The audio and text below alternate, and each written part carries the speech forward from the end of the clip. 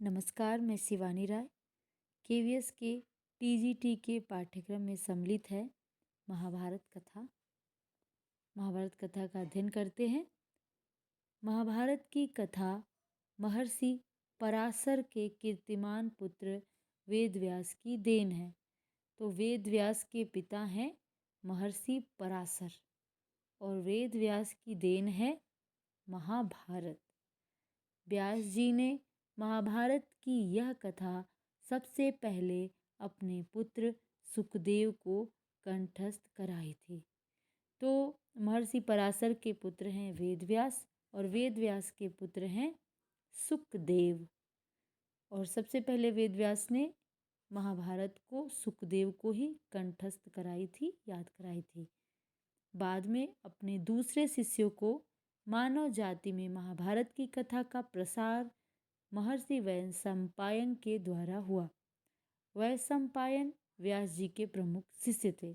तो जो महाभारत का प्रसार हुआ है वो वैशंपायन जी के द्वारा हुआ है और वैशंपायन वेद व्यास जी के शिष्य थे।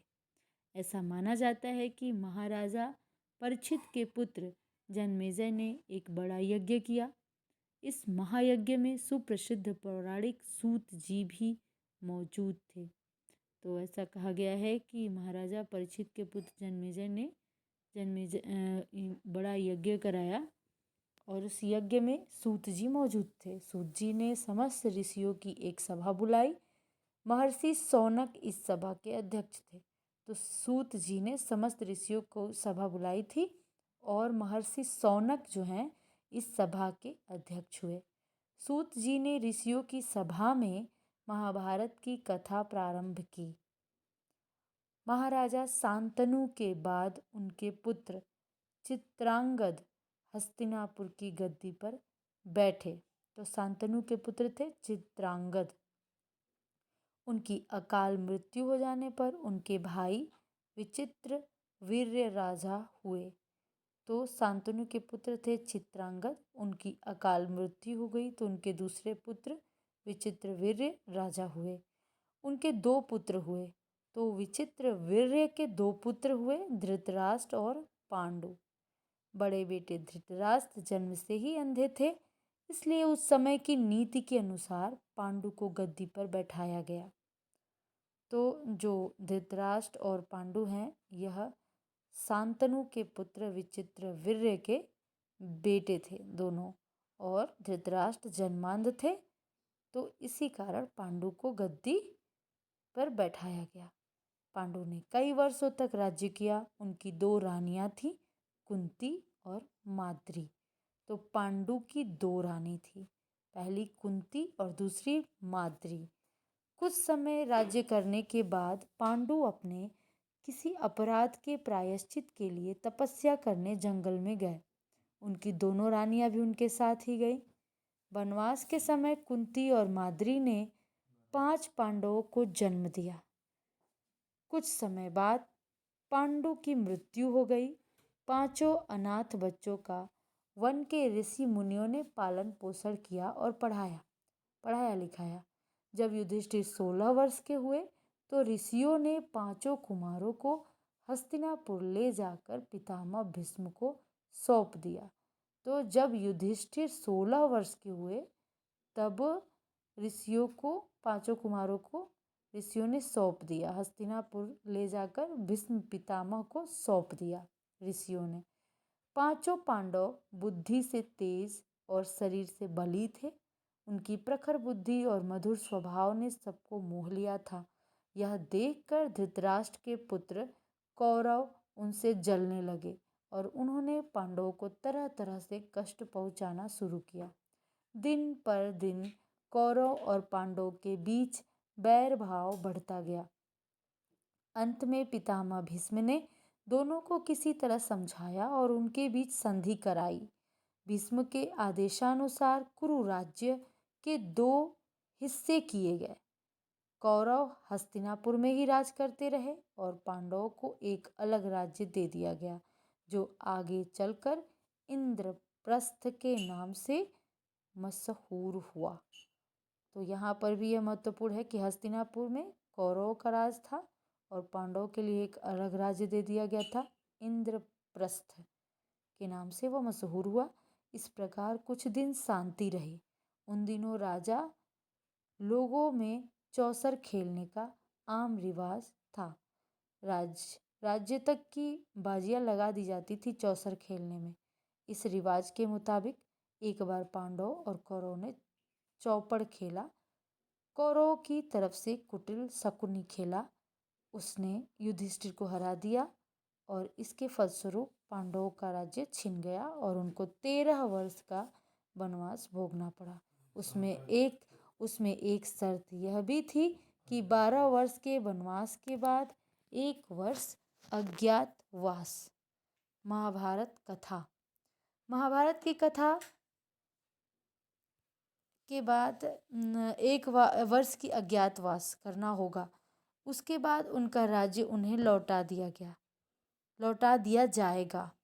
द्रौपदी के साथ पांचों पांडव 12 वर्ष वनवास और 1 वर्ष अज्ञातवास में बिताकर वापस लौटे, पर लालची दुर्योधन ने लिया हुआ राज्य वापस करने से इनकार कर दिया।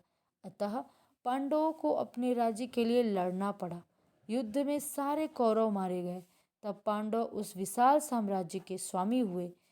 इसके बाद 36 वर्ष तक पांडवों ने राज्य किया और फिर अपने पोते परीक्षित को राज्य देकर द्रौपदी के साथ तपस्या करने हिमालय चले गए।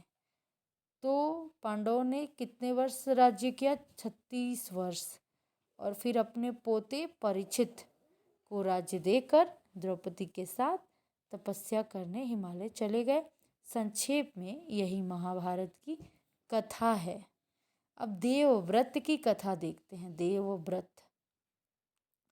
गंगा एक सुंदर युवती का रूप धारण किए नदी के तट पर खड़ी थी। उनके सौंदर्य और नव यौवन ने राजा शांतनु को मोह लिया था। गंगा बोली, राजन, आपकी पत्नी होना मुझे स्वीकार है, पर इससे पहले आपको मेरी शर्तें माननी होगी। क्या आप मानेंगे? राजा ने कहा, अवश्य। राजा शांतनु ने गंगा की सारी शर्तें मान ली और वचन दिया कि वह उनका पूर्ण रूप से पालन करेंगे। समय पाकर गंगा से शांतनु के कई तेजस्वी पुत्र हुए, परंतु गंगा ने उनको जीने नहीं दिया। बच्चे के पैदा होते ही वह उसे नदी की बहती हुई धारा में फेंक देती थी और फिर हंसती मुस्कुराती राजा शांतनु के महल में आ जाती थी। अज्ञात सुंदरी के इस व्यवहार से राजा शांतनु चकित रह जाते। उनके आश्चर्य और क्षोभ का पारावार न रहता। शांतनु वचन दे चुके थे, इस कारण मन मसोस कर रह जाते थे। 7 बच्चों को गंगा ने इसी भांति नदी की धारा में बहा दिया। 8वां बच्चा पैदा हुआ। गंगा उसे भी लेकर नदी की तरफ जाने लगी तो शांतनु से न रह गया। बोले, माँ होकर अपने नादान बच्चों को अकारण ही क्यों मार दिया करती हो? यह घृणित व्यवहार तुम्हें शोभा नहीं देता है। राजा की बात सुनकर गंगा मन ही मन मुस्कुराई, परंतु क्रोध का अभिनय करती हुई बोली, राजन, क्या आप अपना वचन भूल गए हैं? मालूम होता है कि आपको पुत्र से ही मतलब है, मुझसे नहीं। आपको मेरी यह परवाह है, ठीक है, पर शर्त के अनुसार मैं अब नहीं ठहर सकती। हाँ, आपके इस पुत्र को मैं नदी में नहीं फेंकूंगी। इस अंतिम बालक को मैं कुछ दिन पालूंगी और फिर पुरस्कार के रूप में आपको सौंप दूंगी। यह कहकर गंगा बच्चे को साथ लेकर चली गई। यही बच्चा आगे चलकर भीष्म पितामह के नाम से विख्यात हुआ। गंगा के चले जाने से राजा शांतनु का मन विरक्त हो गया। उन्होंने भोग विलास से जी हटा लिया और राजकाज में मन लगाने लगे। एक दिन राजा शिकार खेलते खेलते गंगा के तट पर चले गए तो देखा किनारे पर खड़ा एक सुंदर और गठीला युवक गंगा की बहती हुई धारा पर बाढ़ चला रहा था। बाढ़ों की बौछार से गंगा की प्रचंड धारा एकदम रुकी हुई थी।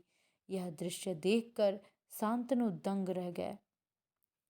इतने में ही राजा के सामने स्वयं गंगा आकर उपस्थित हो गई।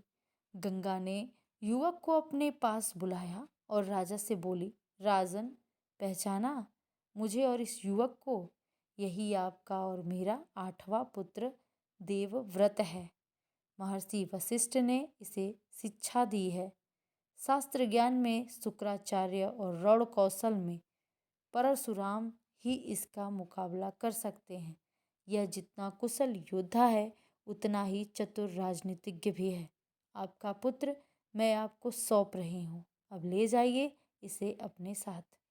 गंगा ने देवव्रत का माथा चूमा और आशीर्वाद देकर राजा के साथ उसे विदा कर दिया।